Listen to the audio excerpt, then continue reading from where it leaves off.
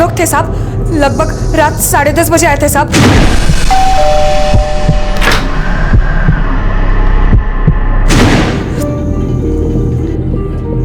कौन थे वो लोग? पता नहीं मुझे, वो बोले कि जगन साहब से मिलना है।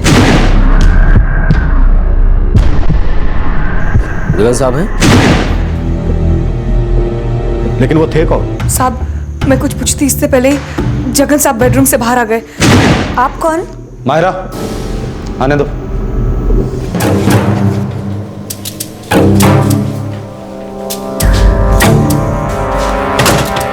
तुम जाकर सो जाओ।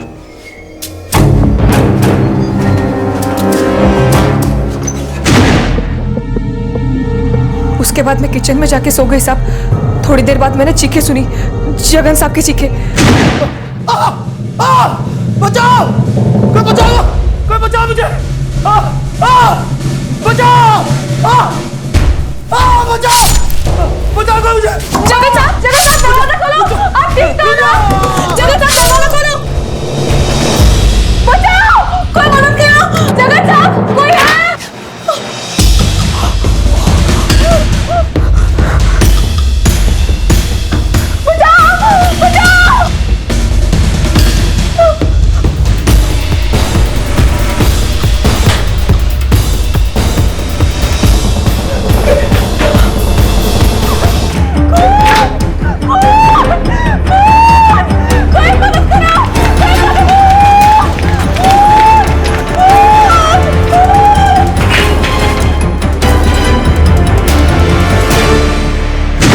साहब उनमें से एक के हाथ में कुकरी थी साहब, मैं डर गई थी साहब। और उसके बाद हमने पुलिस को फ़ोन किया। आप लोगों में से किसी ने किसी को बाहर जाते या फिर अंदर आते देखा? नहीं साहब, चीखें सुनकर हम सब भागकर यहाँ पर आए, पर किसी को बाहर जाते हुए नहीं देखा।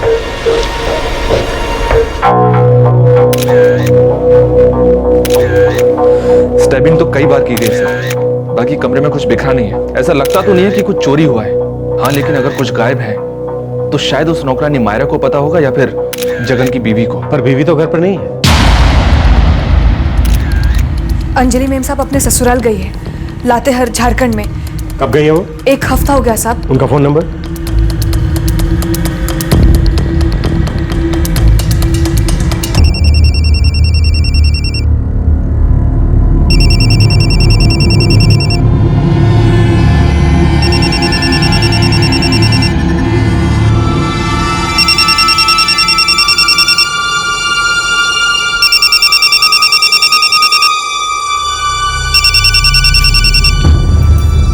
हेलो मायरा, क्या हुआ?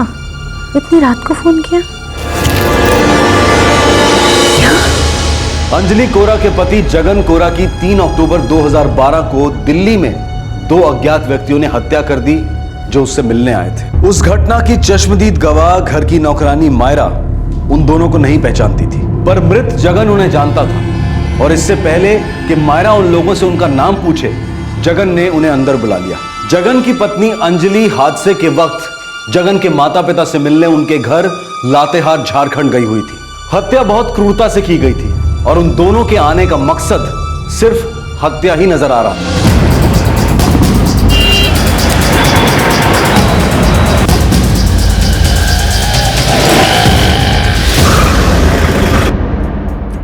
सर रजिस्टर्ड एजेंसी है हमारी। तुम यहाँ की मैनेजर हो?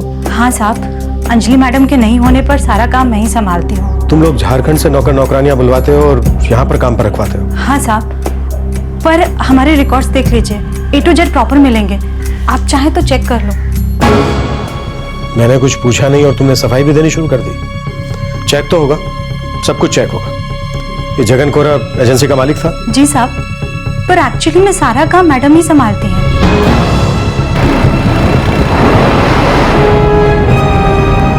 सिंह, खबरियों को काम पर लगा दो। मुझे एजेंसी की हर डिटेल चाहिए। एजेंसी से जुड़े जितने भी लोग हैं, काम करते हैं, उन सबकी फोटो मायरा को दिखाओ। कोनी जगन की जान पहचान गई थे और मर्डर की इंटेंशन से आए थे।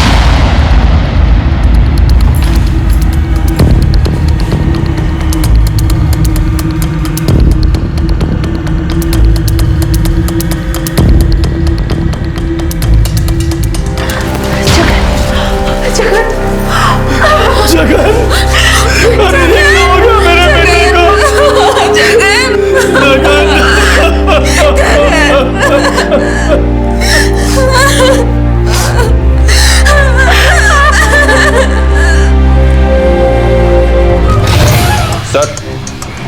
जगन के मोबाइल फोन के सारे कॉल रिकॉर्ड चेक किए हैं, ऐसा कोई भी कॉल नहीं दिखा है जिस पर शक किया जा सके। मायरा ने एजेंसी के लोगों में से किसी को पहचाना? नो सर, उनमें से तो कोई भी नहीं। सिंह, एक स्केच आर्टिस्ट बुलवाओ। मायरा की हेल्प से उन दोनों का स्केच बनाओ। Yes sir. और अंजलि कौन? हाँ, आ गई है। बुलाओ उसको। Yes sir.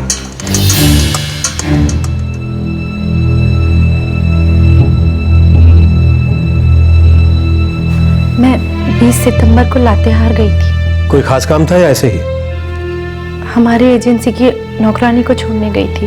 वो वहीं लातेहार के पास की ही रहने वाली थी। सोचा छोड़ने के बाद माँ बाबा से मिल लूंगी और सास ससुर के साथ 1-2 दिन रह लूंगी। एजेंसी का काम आप ही संभालती हैं? हाँ, सब काम मैं ही देखती हूँ। वो 2 लोग कौन थे, कुछ बता सकते हो, जो आपके पति से मिलने घर आए थे? कोई दोस्त या दुश्मन? नहीं, मुझे कुछ नहीं पता। आपकी नौकरानी मायरा ने बताया कि जगन उनको जानता था, लेकिन उसने उन्हें पहली बार देखा था। मुझे तो समझ में नहीं आ रहा है कि वो लोग कौन होंगे। जगन का क्या संबंध था उनके साथ? आखिर क्या वजह होगी कि उन्होंने जगन की जान ले ली?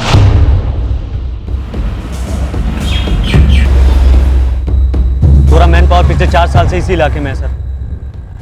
कोई लफड़ा, कोई उल्टा काम वाम होता है वहाँ? नहीं साहब, ट्रैफिकिंग का भी कोई चक्कर नहीं है। अगर कहीं कुछ होता तो पता चल जाता साहब। तो फिर चक्कर क्या है? 2 साल से उसकी बीवी एजेंसी संभाल रही है। उसका तो ध्यान ही नहीं है काम पे। उसको तो अपने और कामों से फुर्सत ही नहीं मिलती। मतलब? पक्का लौंडिया बाजू साहब। अच्छा, और क्या क्या पता चला उसके बारे में? क्या बताऊँ साहब, औरत देखते ही लाट टपकती है उसके मुंह से। घर की नौकरानी मायरा से उसका कोई चक्कर वक्कर? ये तो मालूम नहीं साहब, लेकिन मायरा पिछले 1 साल से वहीं पे है। झारखंड की है वो। जगन और अंजलि झारखंड अपने गांव से लोगों को दिल्ली में लाते हैं और नौकरी पे रखते हैं।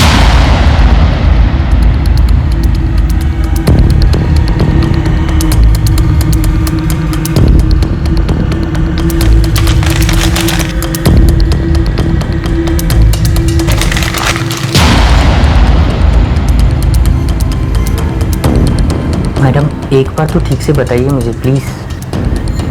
पहली बार देखा था, और वो भी कुछ देर के लिए। जितना याद आया उतना बताया। अंदर आए तब देखा था।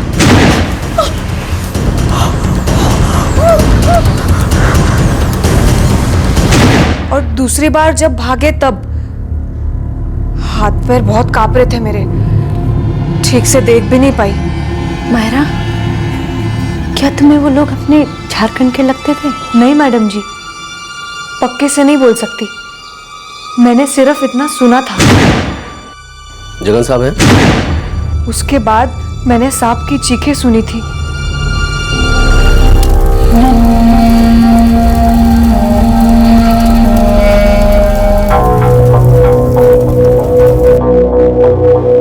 सर, ये मायरा कहीं मनगढ़ंत कहानी तो नहीं बना रही है? हो सकता है, लौंडियाबाज था जगन। कुछ किया होगा मायरा के साथ। शायद बीवी को पता ना हो, अंदर ही अंदर चल रहा होगा। बीवी गांव गई तो खुल के खेलने लगा होगा और फंस गया उसमें। Right sir.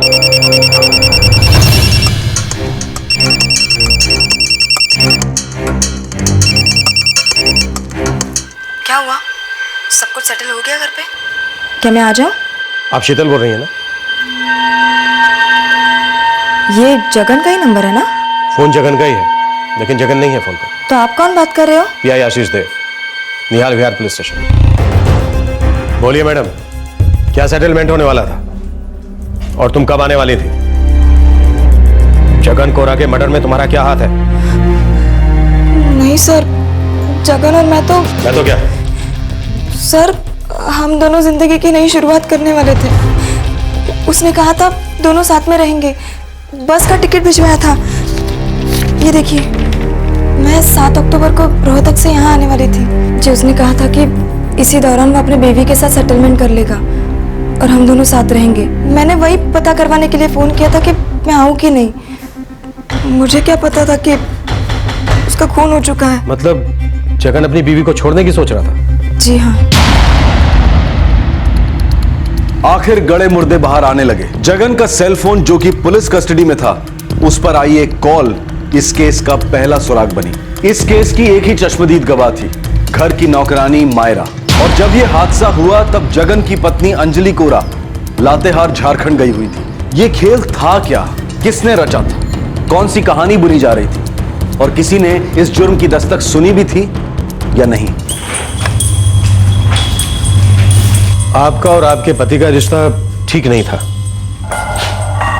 ये बात सही है? हाँ साहब, पिछले 3 सालों में धीरे धीरे हमारे बीच सब कुछ बिगड़ने लगा था। आप लातेहार एजेंसी की किसी नौकरानी को लेकर गई नहीं, पति से झगड़ा हो गया था इसलिए चली गई, सही या गलत?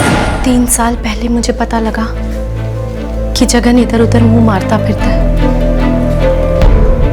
भरोसा नहीं हुआ साहब, सुना तो लगा सब झूठ है, मेरा जगन ऐसा नहीं कर सकता मेरे साथ। पर फिर देखा, धीरे धीरे उसका काम में मन हटने लग गया। ऑफिस और घर की दोनों जिम्मेदारी मुझ पर आन पड़ी। यहाँ तक कि उन लोगों की जिम्मेदारी भी आ गई जिन्हें हम यहाँ लेकर आते थे नौकरी दिलाने के लिए। साहब, मेरे 2 बच्चे हैं, उनके भविष्य का सवाल था। आप लातेहार किसी नौकरानी को छोड़ने गई नहीं थी? नहीं साहब, मैं झूठ नहीं बोल रही हूँ।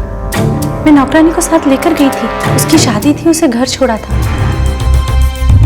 जगन का इधर उधर मुंह मारना, दिन रात मुझे पीटना, इसकी तो मुझे आदत सी हो गई थी। लेकिन इस वजह से मैं अपनी एजेंसी नहीं छोड़ सकती थी। हम लोग बहुत गरीब थे। जब यहाँ आए थे, अपनी मेहनत से हमने छोटी सी दुनिया बनाई। सब कुछ अच्छा चल रहा था, लगा कि हमारे दिन बदलेंगे। लेकिन पता नहीं कब जगन बदलने लगा। वो धीरे धीरे सब कुछ बर्बाद करने पर तुला हुआ था साहब। वो 2 लोग कौन थे जिन्होंने जगन को मार डाला? मैं नहीं जानती साहब, मैं तो यहाँ थी नहीं। वो लोग कौन थे, कब आए, क्या हुआ, मुझे नहीं पता। ये तो जगन ही जानता था कि आने वाले लोग कौन थे।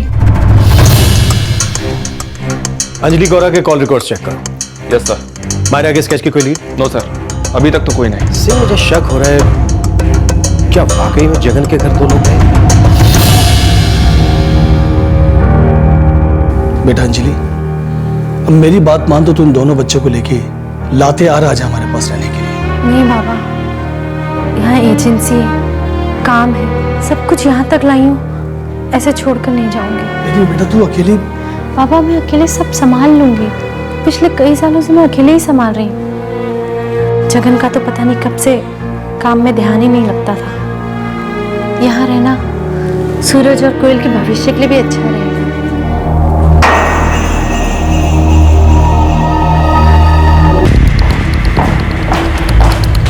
सर, मैंने अंजलि कोरा के सारे कॉल रिकॉर्ड्स चेक किए हैं। वो मायरा को हर रात फोन करती थी, हर रात। यहाँ तक कि 1-2 बार तो उसने जगन से भी बात की थी। हाँ, लेकिन ऐसा कुछ नहीं मिला जिससे उस पर शक हो। मायरा अकेली आई विटनेस है और जगन था लौंडियाबाज। पॉसिबिलिटी बनती है सर, मायरा और जगन के बीच कुछ तो था। सिंह, एक काम करो, उस पड़ोसी अमित को बुलाओ जो उस रात चीखे सुनने के बाद सबसे पहले जगन के घर पहुंचा। अमित, तुमने मायरा की चीखें सुनी और तुम दौड़े चले आए। जी सर। मायरा जगन की चीख सुनकर जागी थी। जगन पर खुखरी से वार किए गए थे। जाहिर सी बात है जगन जोर जोर से चीखा होगा। क्या तुमने जगन की चीखें नहीं सुनी? सर चीखें सुनी, तभी तो मेरी नींद टूटी और मैं घर से भागकर बाहर आया।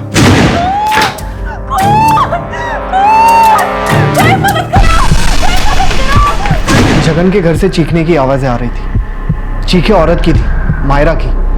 मैं फौरन वहां भागा।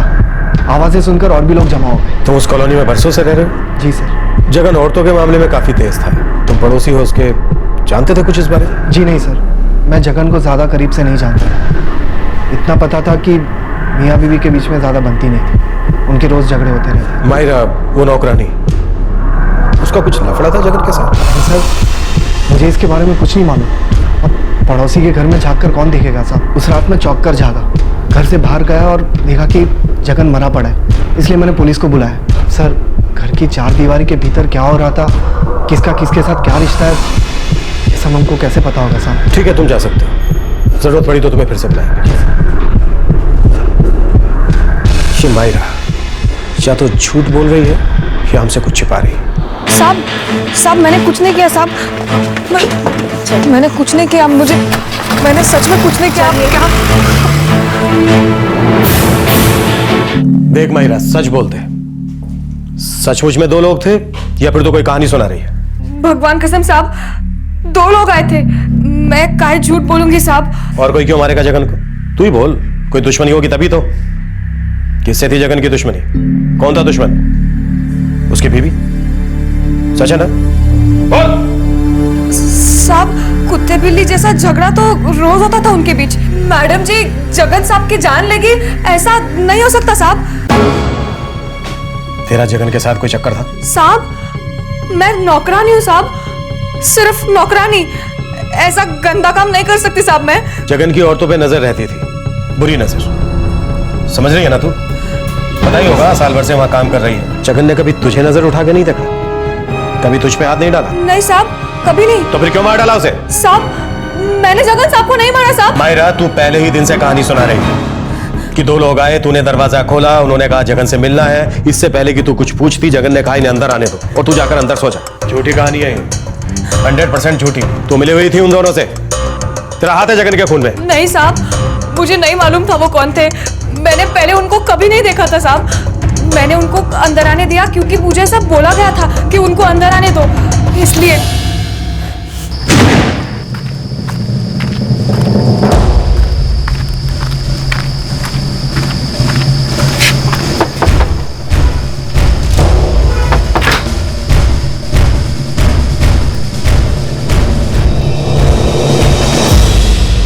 जगन घर पर है? साहब अंदर है।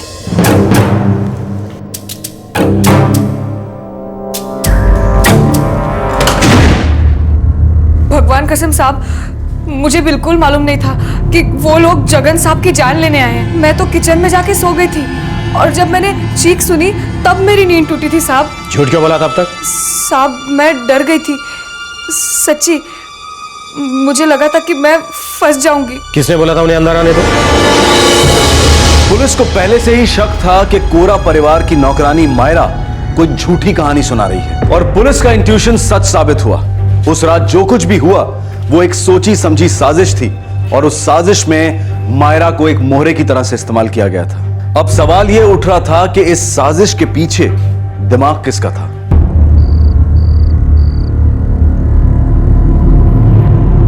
मायरा, 2 लोग आएंगे। जी मैडम जी, कब आएंगे? थोड़ी देर बाद। उन्हें अंदर आने देना, उन्हें कुछ काम है साहब से। ठीक है मैडम जी।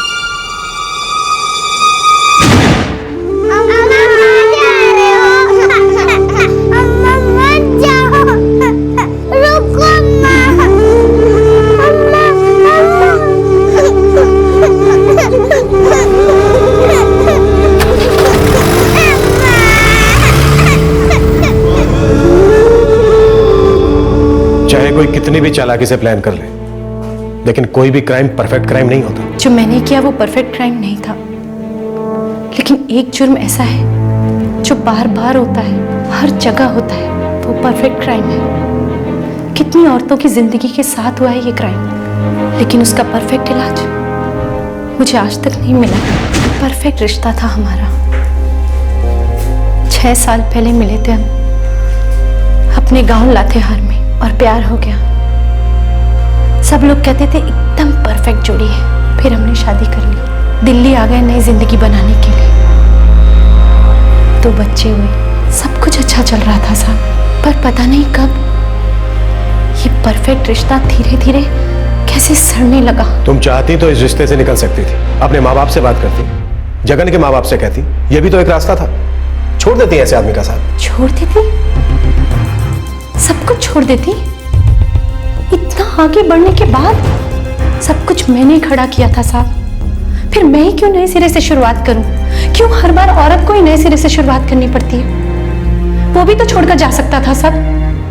जिस औरत के साथ उसने जीने मरने की कसम खाई थी, अगर वो उससे तंग आ गया था तो चला जाता सब कुछ छोड़ के। क्यों हर बार औरत की जिम्मेदारी होती है नए सिरे से शुरुआत करने की, अपने माँ बाप, उसके माँ बाप से बात करने की?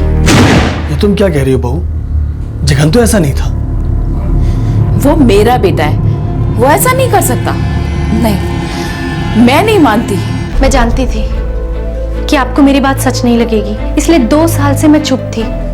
लेकिन पिछले 2 सालों में जगन शराब पीने लगा है, पागल कुत्तों की तरह औरतों के पीछे भागता है। हम दोनों ने मिलकर जो एजेंसी शुरू की थी, आज उसकी पूरी जिम्मेदारी मुझ पर है। मैं घर ऑफिस दोनों अकेले संभाल रही हूँ, और जिसके लिए मैं ये सब कुछ कर रही हूँ वो मुझे जान से मारने की धमकी देता है। भरोसा तो नहीं होता बहू, फिर भी तू सब्र रख, मैं जगन से बात करता हूँ। पर बेटा, तुम बसा बसाया घर कैसे छोड़ सकती है? बेटा, पति है वो तेरा। बाबा मैं उसे छोड़ नहीं रही हूँ, ना ही मैं आपसे कुछ करने के लिए कह रही हूँ। मैं सिर्फ आपसे अपना गम बांट रही हूँ। जो कुछ भी मैं उस घर में सह रही हूँ, रोज हर रोज मुझे अपने बच्चों की फिक्र है बाबा। उनकी परवरिश मैं अकेले कर रही हूँ। घर काम दोनों मैं अकेले संभाल सकती हूँ, इसलिए मैं ये सब छोड़कर नहीं आऊंगी बाबा। लेकिन बाबा मैं अंदर से बहुत कमजोर पड़ गई हूँ। एक फैसला नहीं ले पा रही हूँ। अब तक अपनी जिंदगी के सारे फैसले मैंने खुद ही लिए, अकेले लड़ी, लेकिन इस बार मुझे किसी के सहारे की जरूरत है बाबा, ताकि मैं कोई ठोस कदम उठा सकूं। बाबा ये रिश्ता तो टूटने वाला है, आज या कल, बस ये नहीं पता। मैडम मीना घर जाना चाहती है, उसकी माँ की तबीयत खराब है। कोई बदली है उसकी जगह? लक्ष्मी है, अभी नई नई आई है। कमला जरा बाहर जाना, हम दोनों को अकेले में बात करनी है।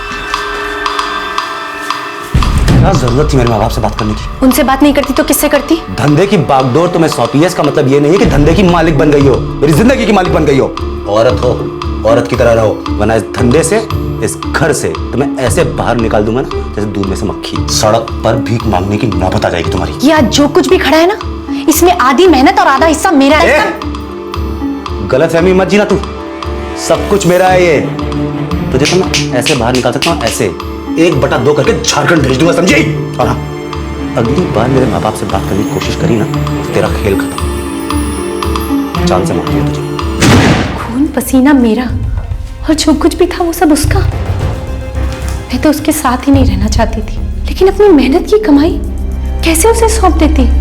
मैंने अपने परिवार, अपने बच्चों के बेहतर भविष्य के लिए क्या कुछ नहीं किया। मैंने माँ और बाप दोनों का फर्ज अकेले अदा किया, लेकिन वो आदमी जो खुद को मर्द कहता था, उसने क्या किया?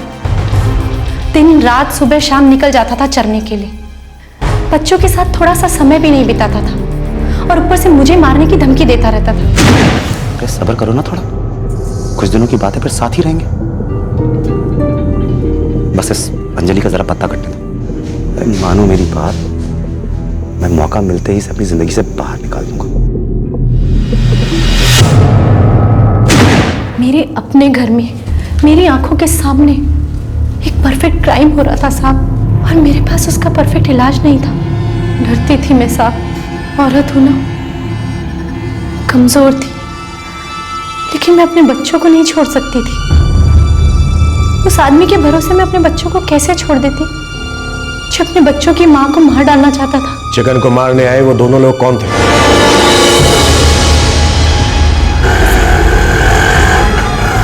अरे इतना टाइम हो गया, आपने बताया क्या नहीं? नहीं जानती थी कि क्या करूं। अरे हम तो कहते हैं कि एक बार जगन से बात करके देखनी चाहिए। आखिर दिल्ली में उसका धंधा जमाने में हम लोगों ने कितना मदद किया, तो हम लोग की बात नहीं सुनेगा? और नहीं तो क्या, ठीक है, मेहनत किया, बड़ा आदमी बन गया, हम लोग आज भी रिक्शा चलाते हैं, लेकिन अरे बचपन में साथ खेले हैं, कैसे नहीं सुनेगा हमारी बात? जगन के माँ बाप ने उसे बचपन से पाला है, अगर वो उनकी नहीं सुनता तो तुम लोग की क्या सुनेगा? मैं खुद को, अपने बच्चों को और इस एजेंसी को बचाना चाहती हूँ, ताकि मैं ठीक से जी सकूं, अपने बच्चों को अच्छी जिंदगी दे सकूं। मैं जगन के हाथों नहीं मरना चाहती। मैं नहीं चाहती कि मेरे बच्चों की जिंदगी बर्बाद हो। आप हमसे क्या चाहती हैं? मैं जानती हूँ कि वो सिर्फ मुझे धमकी नहीं दे रहा है, वो मुझे सच में जान से मार देगा। मैं मदद चाहती हूँ, और मैं जानती हूँ कि जो मैं चाहती हूँ वो आसान नहीं है।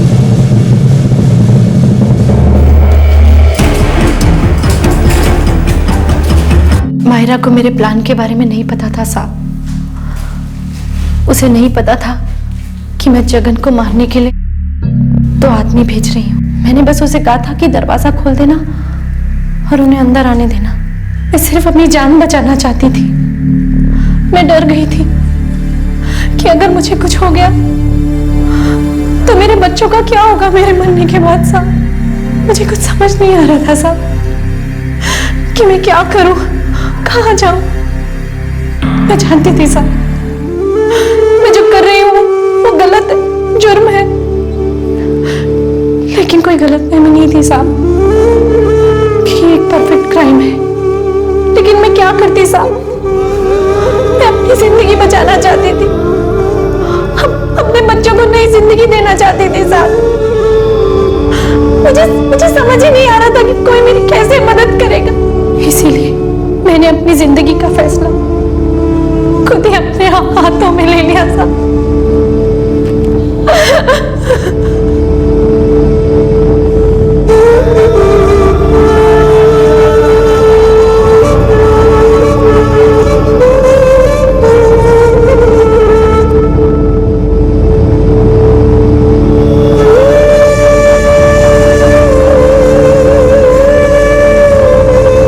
अंजलि और उसके दोस्त महेश और श्यामल पर मर्डर और कॉन्स्पिरेसी के चार्जेस लगे हैं। फिलहाल ये तीनों पुलिस की हिरासत में हैं। मायरा ने महेश और श्यामल को आइडेंटिफाई किया। ये वही दो लोग थे जो 3 अक्टूबर 2012 की रात को जगन के घर पर आए थे और उसकी हत्या की थी। पुलिस चार्जशीट दाखिल करने के प्रोसेस में है। अपने पति के बुरे व्यवहार और बार बार जान से मार डालने की धमकी को अंजलि सहन नहीं कर पाई। अपने और अपने बच्चों के भविष्य की फिक्र ने अंजलि को जुर्म के रास्ते पर धकेल दिया और उसने अपने पति की हत्या की साजिश रची और उस साजिश को अंजाम भी दिया। अंजलि ने जो किया वो जुर्म है और उसे उसकी सजा मिलनी ही चाहिए, लेकिन अंजलि को जो अपने पति के हाथों सहना पड़ रहा था वो भी जुर्म है। दुर्भाग्यवश ये जुर्म कई घरों के अंदर होता है, एक परफेक्ट क्राइम जो कई औरतें चुपचाप अपना नसीब समझकर सहन कर लेती हैं। और अगर घर के बाहर पड़ोसियों को पता भी चलता है तो ज्यादातर इसे उस घर का अंदरूनी मामला मानकर आंख बंद कर ली जाती है। और जब परिवार वालों को और रिश्तेदारों को पता चलता है तब भी अक्सर ये जुर्म रोका नहीं जाता। ये मान लिया जाता है कि समय के साथ सब कुछ ठीक हो जाएगा, हालात सुधर जाएंगे। हमारे आज के एपिसोड की दूसरी कहानी। ईश्वर की सृष्टि में हम सब एक समान हैं। कोई धर्म, कोई फलसफा ये नहीं सिखाता है कि हम आपस में जाति और धर्म के आधार पर भेदभाव करें। भेदभाव करना ईश्वर की सृष्टि का अपमान करना है। हम इंसानों को जन्म के साथ ही तर्क करने के लिए ईश्वर ने विवेक दिया है। विवेक जिसके सहायता से हम दूसरे इंसान को समझ सके, उसके साथ सहानुभूति महसूस कर सके, दूसरे की आवाज सुन सके।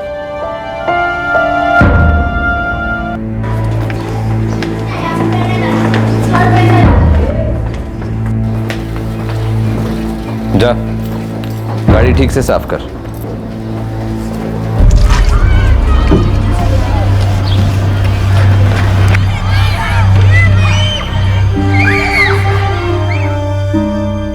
धर्मवीर, आप ये जो कर रहे हैं वो ठीक नहीं है। स्कूल है ये, विद्या का मंदिर। सर, आप चाहें तो मुझे नौकरी से बर्खास्त कर सकते हैं। मुझे इसकी कोई जरूरत नहीं है। बाप दादाओं का दिया हुआ बहुत कुछ है, आराम से जी सकता हूँ। लेकिन सर, मेरे जाने से सच्चाई नहीं बदलेगी। ये ऊंच नीच मैंने नहीं बनाई है। बनाई नहीं है तो कम से कम मिटा तो सकते हैं। शिक्षक हैं हम, नई सोच का निर्माण कर सकते हैं, गलत सोच गलत धारणा को बदल सकते हैं। मैंने गांधी जी की सारी किताबें पढ़ी है, अम्बेडकर साहब की जीवनी भी पढ़ी है, यहाँ तक कि सारा कॉन्स्टिट्यूशन घोल कर पी लिया। लेकिन सच ये है कि समानता वमानता सब ब्रिटिश टाइम में ठीक था। तब देश को एक करने का एक मकसद था, आजादी। आज क्या मकसद है? 26 जनवरी, 15 अगस्त, बाकी पॉलिटिक्स।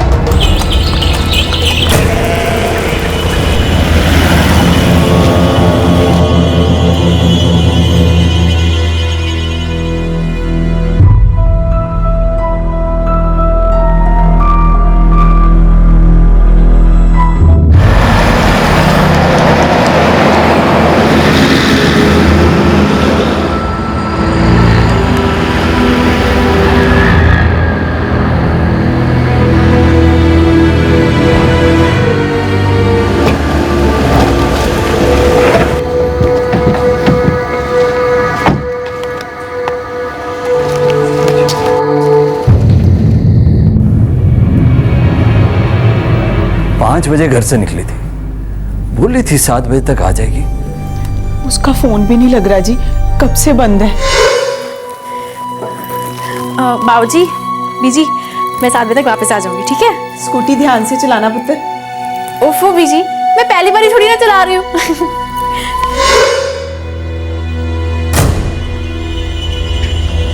कहाँ जाने के लिए निकली?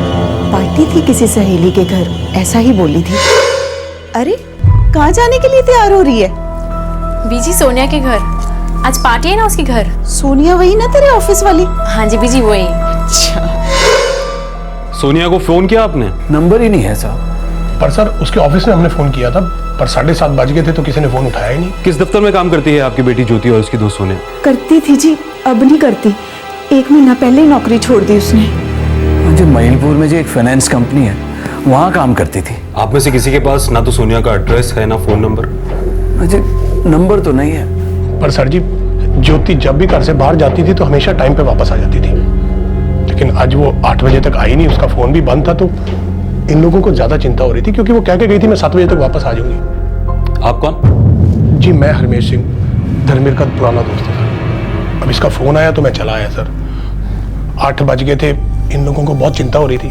मैंने तो कहा भी कि भी आ जाएगी ज्योति, थोड़ी इंतजार कर लेते हैं, और अगर फिर भी नहीं आई तो फिर देखेंगे क्या करना। मुझे ज्योति के पुराने दफ्तर का पता चाहिए। पेट्रोलिंग टीम को भी खबर दे देते हैं। सर आपके पास ज्योति का कोई फोटोग्राफ तो होगा? जी ये लो जी।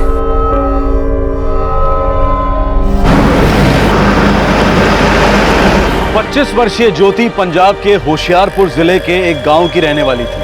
10 दिसंबर 2012 की शाम को वो 5 बजे अपने घर से निकली थी। जब देर रात तक ज्योति घर नहीं लौटी तो उसके परेशान माता पिता और करीबी दोस्त ने पुलिस से मदद मांगी। ठीक उसी वक्त ज्योति हाईवे के पास झाड़ियों में बुरी तरह से जख्मी हालत में पड़ी थी। शायद वो जिंदा नहीं थी।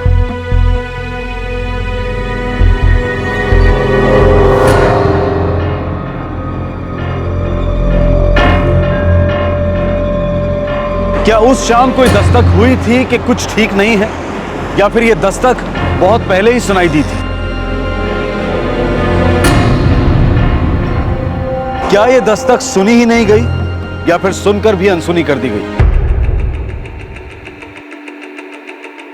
साहब शाम को 6 साढ़े 6 बजे तक सब लोग अपने घर चले जाते हैं। सोनिया मैडम का मोबाइल नंबर है तुम्हारे पास? नहीं साहब, हमारे पास तो किसी का मोबाइल नंबर नहीं है। सर भगोड़ा क्रॉसिंग के पास पेट्रोलिंग टीम में कुड़ी की एक लाश मिली है, स्कूटी भी पास पड़ी है।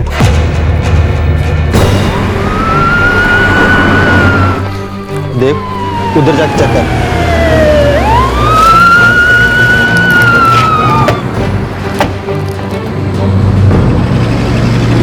ओ सर जी, हम यहाँ से निकल रहे थे, देखा कि साइड में स्कूटी पड़ी है। जब उतर कर चेक किया, लड़की की डेड बॉडी पड़ी थी।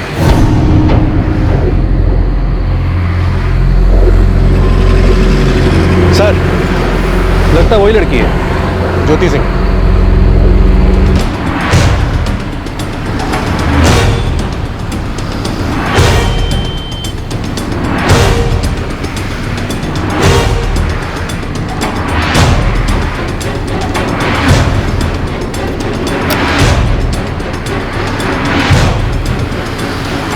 सर लड़की का मोबाइल पर्स वगैरह कुछ नहीं मिला। सर पे चोट लगी है, वो भी पीछे की तरफ। एक्सीडेंट लगता है सर। कहाँ है जी? कहाँ है? हमारी बेटी है वो। अंदर पोस्टमार्टम चल रहा है, आप लोगों को थोड़ी देर वेट करना पड़ेगा।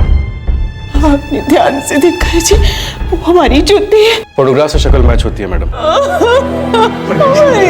पर जी हौसला रखो, हो सकता है इनको पछाड़ने में कोई गलती लग गई हो।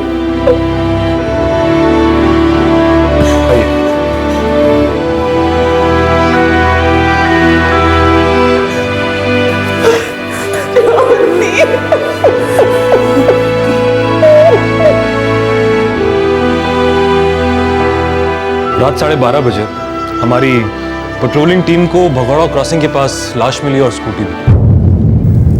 पर ये सब हुआ कैसे? एक्सीडेंट लगता है, मगर जब तक पोस्टमार्टम की रिपोर्ट नहीं आ जाती कुछ कह नहीं सकता। एक्सीडेंट कैसे हो सकता है? एक्सीडेंट होता तो किसी को तो पता चलता। हाईवे है वो, इतनी देर तक किसी ने कुछ नहीं देखा। लोग देखकर मुंह फेर लेते हैं। लड़की के पास ना उसका मोबाइल मिला और ना ही उसका पर्स। पर जी उसके हाथ में पर्स था। मोबाइल और पर्स के बिना तो परचून की दुकान तक नहीं जाती थी। घर से निकली थी तो उसके हाथ में पर्स था। बाबूजी, बीजी, मैं 7 बजे तक वापस आ जाऊंगी। उसने हाथ में चूड़ियां पहनी थी, गले में नेकलेस भी था, मैंने देखा था जी।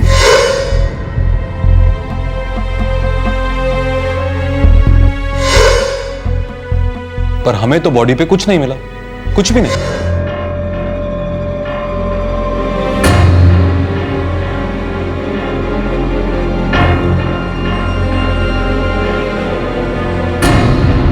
एक्सीडेंट के बाद किसी ने लूटा हो सकता है।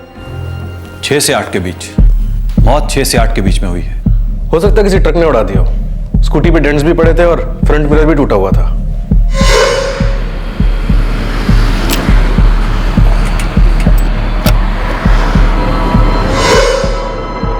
देखने से तो एक्सीडेंट ही लगता है इंस्पेक्टर। गिरते गिरते लड़की का सर किसी चीज से जोर से टकराया, सिर के पीछे चोट के निशान है, काफी खून बहा है। एक बात अजीब है इंस्पेक्टर, बाकी पूरे शरीर में कहीं कोई चोट का निशान नहीं है। इवन हाथ और पांव में तो खरोच तक नहीं है। मतलब लगता नहीं है एक्सीडेंट है। सर पर लगी चोट के अलावा पूरे बदन में कहीं कोई चोट का निशान नहीं। एक बात और बहुत अजीब है इंस्पेक्टर, लड़की पार्टी के लिए निकली थी, अच्छे कपड़े पहने थे, पर इंस्पेक्टर पैर में ये सादी सी स्लीपर थी। अजीब। सोनिया भगोड़ा क्रॉसिंग के पास रहती है नहीं, हमको नहीं पता जी। ज्योति पार्टी के लिए गई थी, अच्छे कपड़े पहने थे, मगर पैर में स्लिपर्स। उसकी सैंडल टूट गई थी जी, वो कह रही थी मार्केट से नई चप्पल ले लेंगे।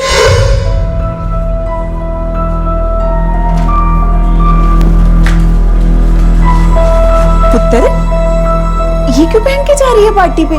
मम्मा क्या करूं, मेरी सैंडल टूट गई है। कोई बात नहीं, मैं मार्केट से नहीं ले लूंगी। ठीक है बच्चे, ले लेना। ऐसा तो नहीं कि सोनिया के बहाने ज्योति किसी और से मिलने जा रही थी? ये कैसी बात कर रहे हैं सर जी आप? कोई लड़के वड़के का चक्कर तो नहीं है? ऐसा तो नहीं है कि आप हमें पूरी सच्चाई नहीं बता रहे? साहब जी, वो मेरी बेटी थी, अच्छे संस्कार दिए थे हमने उसे। कनाडा के एक लड़के के साथ उसकी शादी तय हो गई थी। सर जी, ज्योति बहुत ही अच्छी बच्ची थी, माँ बाप का हर कहना मानती थी। कत्ल हुआ था ये साफ दिखाई दे रहा था, लेकिन ये क्यों हुआ था? एक जवान लड़की जो अपने घर से अपने दोस्त के यहां पार्टी के लिए निकली थी, उसका कत्ल कोई क्यों करेगा? उसकी डेड बॉडी घर से 6 किलोमीटर दूर हाईवे के पास कैसे पहुंची?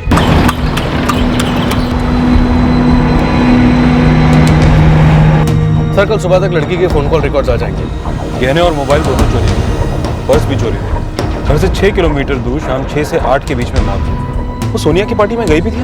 सर, मुझे लगता है पक्का कोई लड़के का चक्कर है सर। हो सकता है। अक्सर माँ बाप को पता ही नहीं होता कि उनके जवान बच्चे कर क्या रहे हैं।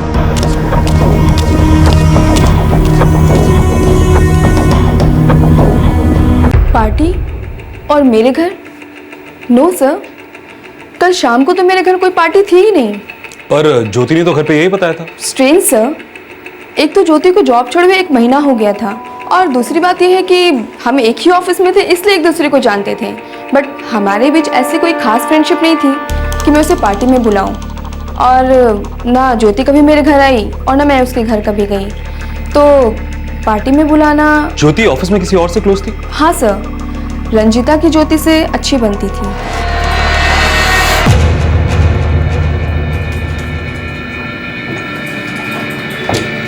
हाँ सर, ज्योति और मैं हम अच्छे दोस्त थे सर। ज्योति का कत्ल हुआ है। कोई ऐसी बात है जो तुम जानती हो और हम नहीं जानते और हमें जाननी चाहिए? मनीष, हमारा कलीग सर, वो और ज्योति क्लोज थे सर। सिर्फ दोस्ती ही थी या फिर प्यार करते थे दोनों। ये मनीष है ऑफिस में? वो 1 हफ्ते की छुट्टी पर है सर। मनीष का फोन नंबर और एड्रेस?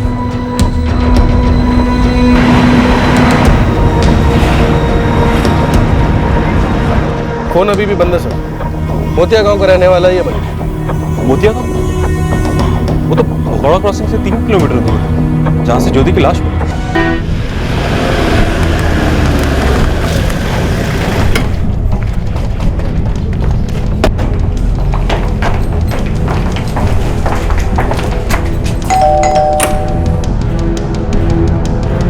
जी मनीष बेटा है मेरा।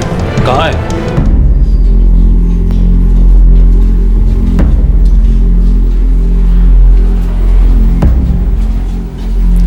मनीष जी। ज्योति मर चुकी है। जानता हूं सर। तो क्यों मारा उसे? मैं ज्योति को क्यों मारूंगा सर? शादी होने वाली थी हमारी आज। मैरिज रजिस्ट्रार से आज की तारीख तय हुई थी। मैं तो कल इंतजार करता रहा उसका, आई ही नहीं सर वो कल। पक्का आऊंगी मनीष, मुझे नहीं रहना अब यहाँ। मैं घर से किसी तरह कोई बहाना निकाल कर यहाँ से निकल जाऊंगी। मैं हाईवे पे तुम्हारा इंतजार करूंगा, वहां से ना हम होशियारपुर चले जाएंगे और रजिस्ट्रार के ऑफिस जाके शादी कर लेंगे। मैं 5 बजे तक घर से निकलूंगी और 6 बजे तक पहुंच जाऊंगी। ज्योति घर से भाग रही थी, घर वालों को ये कहकर कि वो पार्टी के लिए जा रही है। घर पर उसने क्या कहा ये मुझे नहीं पता सर, पर आई नहीं वो। कई बार उसका फोन ट्राई किया, 7 बजे तक उसकी राह देखता रहा सर मैं।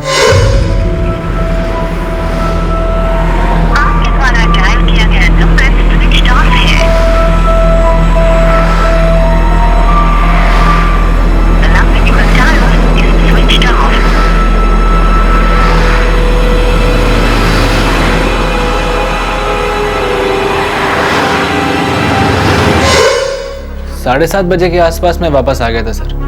मुझे लगा उसके माँ बाप ने उसे निकलने ही नहीं दिया होगा, या हो सकता है कि उसके माँ बाप को उसके भागने के बारे में पता लग गया था। ज्योति के माँ बाप जानते थे तुम दोनों के बारे में? वो खिलाफ थे इस रिश्ते के? वो राजी होते तो इन बच्चों के भागने की नौबत ही क्यों आती साहब?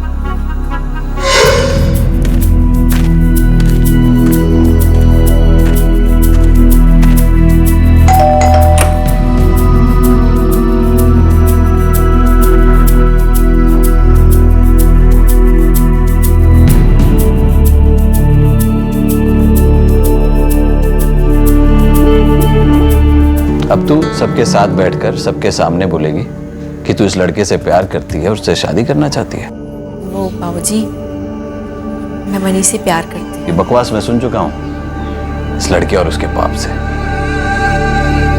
हम दोनों एक दूसरे से बहुत प्यार करते हैं, एक दूसरे के बिना जी नहीं पाएंगे। हाँ बाबूजी। और इसकी जात का क्या, कुछ सोचा तूने? माना तेरे लड़के के कदम बहक गए थे, माना मेरी लड़की भी बहक गई थी, पर तेरी अकल क्या घास चलने गई थी? यहाँ आने से पहले 2 थप्पड़ क्यों नहीं मारे? समझाया क्यों नहीं इसकी जात क्या है? मेरी लड़की का हाथ मांगने आ गया। देखिए भाई साहब, आप और हम तो पुराने जमाने के हैं, पर अब जमाना बदल गया है। और फिर ये दोनों जात पात भी नहीं मानते, इनकी अपनी सोच है और वो सही भी है। अगर हमने इनकी बात नहीं सुनी तो ये रुकेंगे नहीं, और फिर रुकेंगे कैसे नहीं? ज्योति का बाप अभी जिंदा है, आइंदा से मेरी लड़की को आंख उठा के भी देखा ना। निकलो यहाँ से, निकलो यहाँ से। बाबूजी पर तू अंदर जा। बाबूजी तू अंदर जा, तेरे से बाद में निपटूंगा। सुना नहीं तूने? चल अंदर। अंदर जा।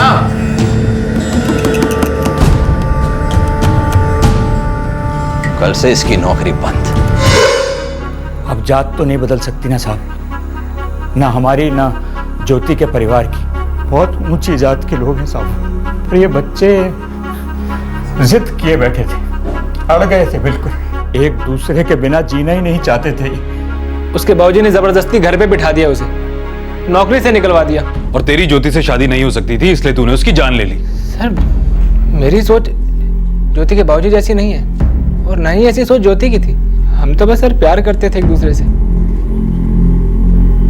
प्यार की भाषा जानते थे सर, साथ चाहते थे एक दूसरे का। हम जानते थे सर अगर हम रुके तो हम दोनों में से किसी एक की जान जाना तय थी सर। इसीलिए सर हमने वहां से भागने का प्लान बनाया।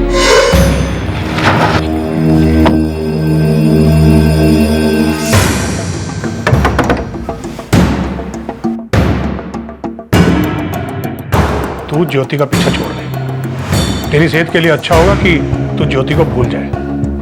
और वैसे भी जात बिरादरी का मामला है, खाम खाम में बखेड़ा खड़ा हो जाएगा, समझ जाओ।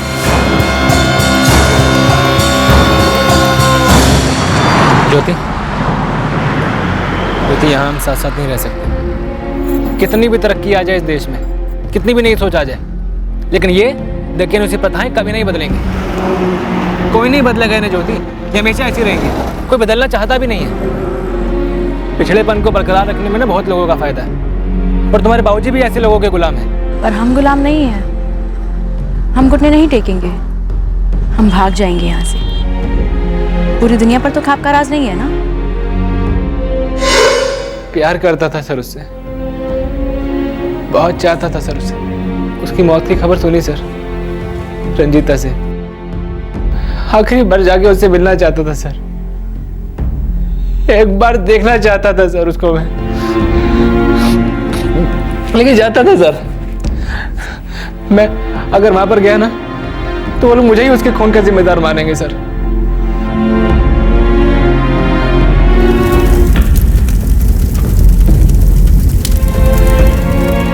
लड़का झूठ बोल रहा है। हमारी बेटी हमें धोखा नहीं दे सकती थी। वो झूठ बोल के घर से भागी। हाँ जी, हमारी ज्योति ऐसी नहीं थी। सर कहानी बना रहा है वो लड़का, उसी ने हमारी बेटी को बहकाया होगा और मार दिया। बहक गई थी जी, समझाया था हमने उसे, राजी भी हो गई थी। कनाडा में एक लड़के के साथ जी उसकी शादी होने वाली थी। हाँ बोल दिया था जी उसने। मगर सोनिया के घर उस रात कोई पार्टी थी ही नहीं। मनीष और ज्योति 11 तारीख को रजिस्ट्रार के ऑफिस में शादी करने वाले थे। सर जी बेवकूफ बना रहा है वो लड़का, लिख के ले लो मेरी बात। उसी लड़के ने हमारी बेटी की जान ली है। नीच जाति के छोटे लोग। सर उसी लड़के ने हमारी बेटी को पहले फुसलाया होगा, फिर उसकी जान ले ली और उसके सारे गहने वेने सब उतार लिए। आपका मन गढ़ंत कहानियां सुना रहा है। सर मैं आपको पक्का बता रहा हूं, इसी लड़के ने हमारी बेटी को फंसाया सर।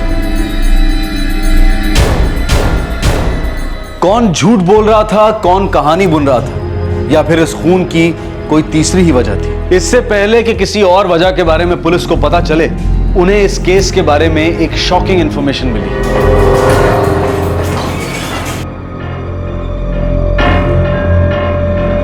सर ज्योति के फोन पे लास्ट कॉल मनीष का था। उसने उसी दोपहर उसे फोन किया था जिस दिन ज्योति का मर्डर हुआ था। ये लड़का सच बोल रहा है सर। मैं हाईवे पे तुम्हारा इंतजार करूंगा। मैं 5 बजे तक घर से निकलूंगी और 6 बजे तक पहुंच जाऊंगी। और सेल की लास्ट लोकेशन? सुभानपुर गांव, ज्योति का घर। क्या सर? ज्योति का फोन शाम 5 बजे से स्विच ऑफ दिखा रहा है सर। और ज्योति 5 बजे घर से निकली थी।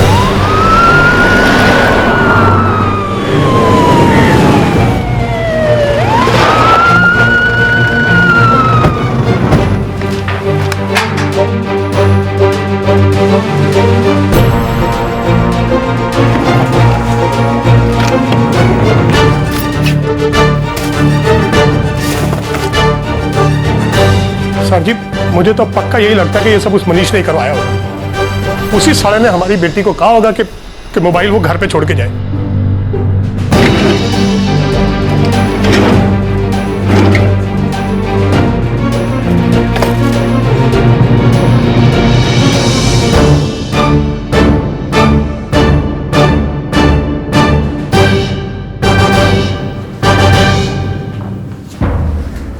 हमारी बेटी ने हमें धोखा दिया। आपकी बेटी ज्योति, उसकी सेलफोन लोकेशन घर थी जब वो घर से भागने के लिए निकली, और उसके बॉयफ्रेंड मनीष की सेलफोन लोकेशन हाईवे के पास थी। मगर ज्योति की डेड बॉडी तो भगोड़ा क्रॉसिंग पर मिली। मामला कुछ गड़बड़ ना। आप कहना क्या चाहते हैं? आप लोगों को सच्चाई अगर पता नहीं लग रही है तो हम घर वालों को ही फंसा देंगे क्या? आप परिवार के दोस्त हैं? हाँ हूँ। क्यों? सर खानदानी रईस है धर्मवीर, स्कूल में पढ़ाता है पर शौकिया। उसकी इस आमदनी से उसका घर नहीं चलता। उसका दोस्त रमेश, जरा उसका चिट्ठा निकाल। जी सर। ज्यादा ही उछल रहा है।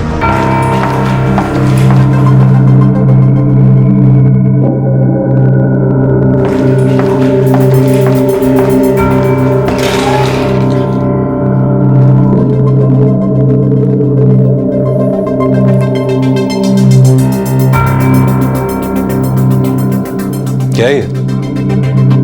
मैं तो साहब जी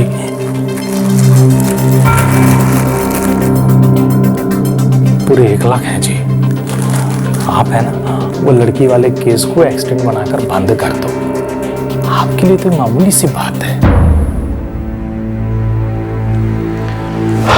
देख, मैं तुझसे ये नहीं पूछूंगा कि तुझे किसने भेजा, मगर जिसने भेजा है उसको बोल कि 1 लाख नहीं 10 लाख लगेगा। मर्डर को एक्सीडेंट बनाना इतना आसान काम नहीं है, समझा? ठीक है जी, मैं कल बात करके इंतजाम कर दूंगा। अच्छा जी, नमस्ते।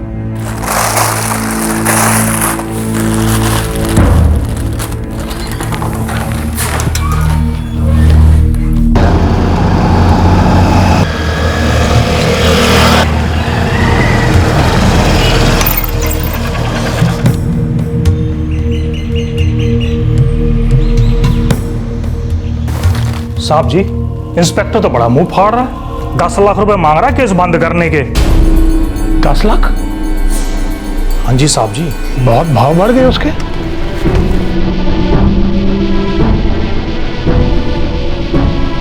तुझे क्या लगता था किसी की जिंदगी इतनी सस्ती है? लोगों का ज़मीर इतना सस्ता है? मनीष तो ज्योति से प्यार करता था। तेरा पंगा क्या है हरमेश से?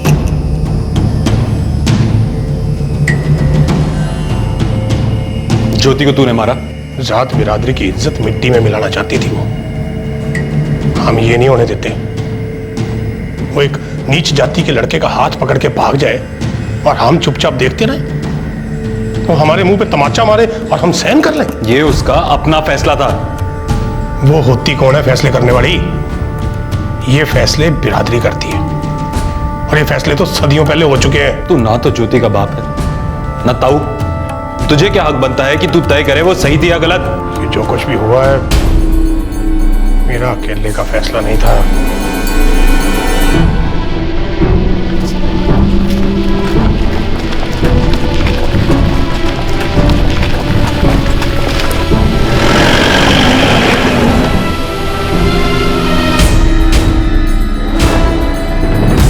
माँ बाप हो तुम दोनों, ज्योति को अपनी मर्जी से जीने नहीं दे सके, उसे जाने भी नहीं दे सके। उसे ऊंच नीच की कदर नहीं थी, रोकना जरूरी था। उसकी जान लेकर, अपनी खुद की बेटी की जान लेकर। हम जिंदा छोड़ देते तो क्या बिरादरी छोड़ देती? भाग के जाती कहाँ?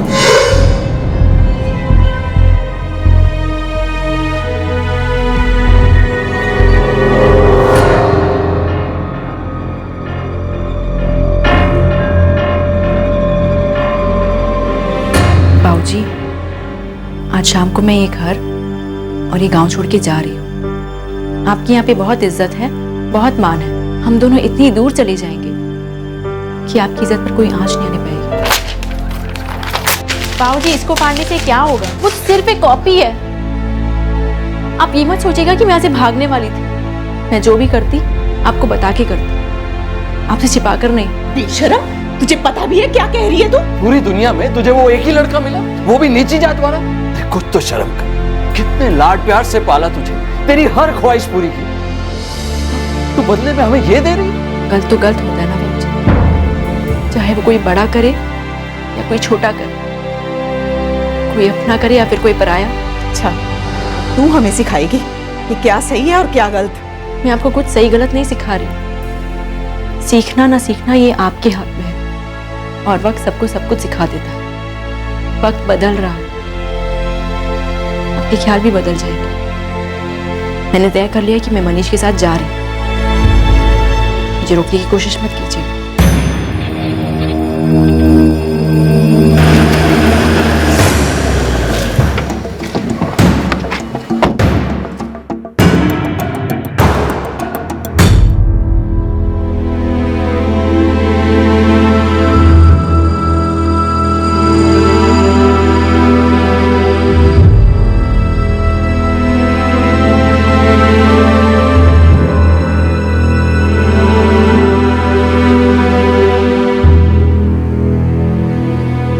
जी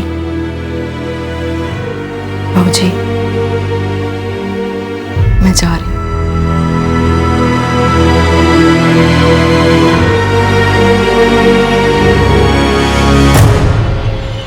तू कहीं भी नहीं जाएगी। आप नहीं रोक पाओगे मुझे। अपने दोस्त हरमेश के साथ मिलकर तूने अपनी बेटी की जान ली। अगर इस दुनिया में रहना है तो इसके कायदे कानून के साथ ही जीना होगा। लेकिन वो तुम्हारी दुनिया का हिस्सा नहीं बनना चाहती थी। वो हमारी बेटी थी, हमारा खून, और इस बात को कोई नहीं बदल सकता। और जो बदलना चाहेगा वो खुद ही मिट जाएगा।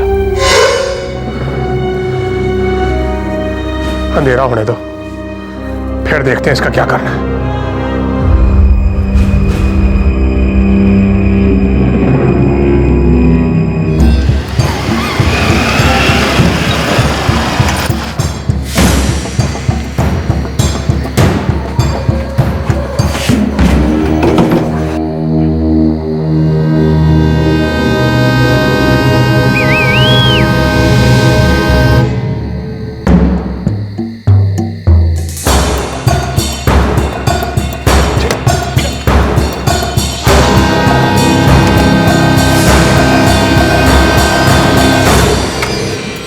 जनरल, तू स्कूटी लेके आ। सतेंद्र, तू सेंट्रोज पे, हम लोग मेरी गड्डी में चलते हैं।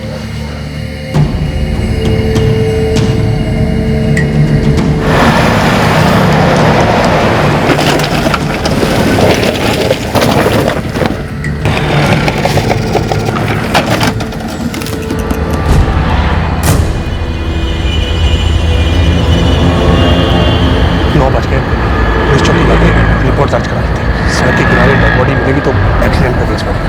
ये कोई गड़बड़ रह भी गई तो लाख 2 लाख रुपया देकर रफा दफा करा दूंगा।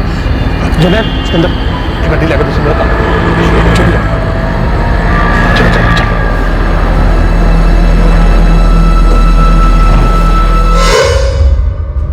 बेटी की जान लेकर कौन सी इज्जत बच गई?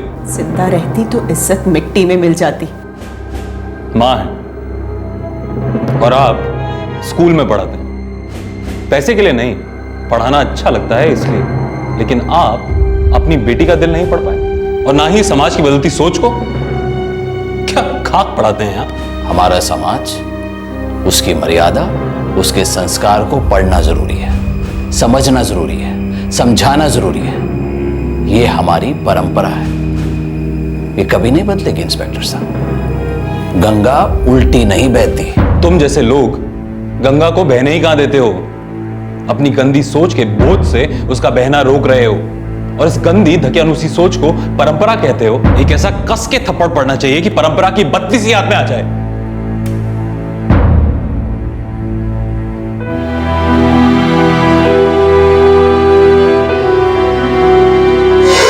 हम यहाँ साथ साथ नहीं रह सकते। कितनी भी तरक्की आ जाए इस देश में, कितनी भी नई सोच आ जाए, लेकिन ये धकियानुसी प्रथाएं कभी नहीं बदलेंगी। कोई नहीं बदलेगा इन्हें ज्योति, ये हमेशा ऐसी रहेंगी। कोई बदलना चाहता भी नहीं है। पिछड़ेपन को बरकरार रखने में ना बहुत लोगों का फायदा है, और तुम्हारे बाबूजी भी ऐसे लोगों के गुलाम हैं। पर हम गुलाम नहीं हैं, हम घुटने नहीं टेकेंगे, हम भाग जाएंगे यहाँ से। पूरी दुनिया पर तो खाप का राज नहीं है ना।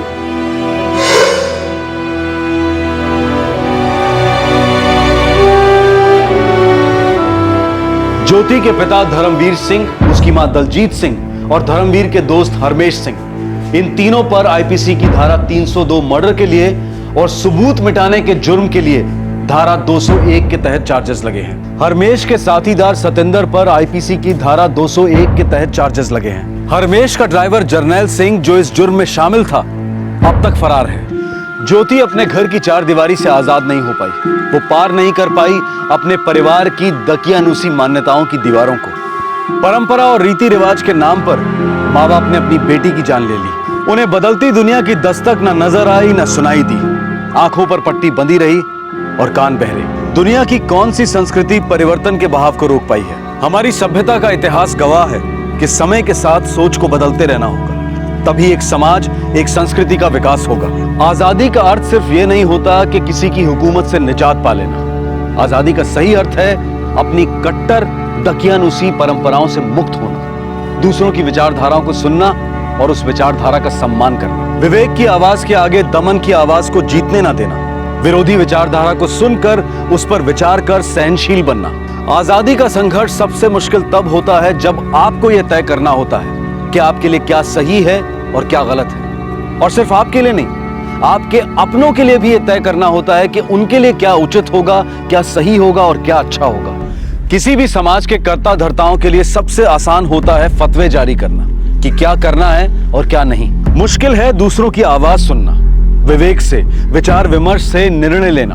हम अपने समाज के नेताओं से, लीडर से हाथ जोड़कर विनती करते हैं कि वो एक बार मुश्किल रास्ते पर चलने की कोशिश करें, जिम्मेदार बने और विवेक की आवाज सुने। इस तरह के और भी एपिसोड देखने के लिए हमारे चैनल को सब्सक्राइब करें और बेल आइकन दबाना ना भूलें।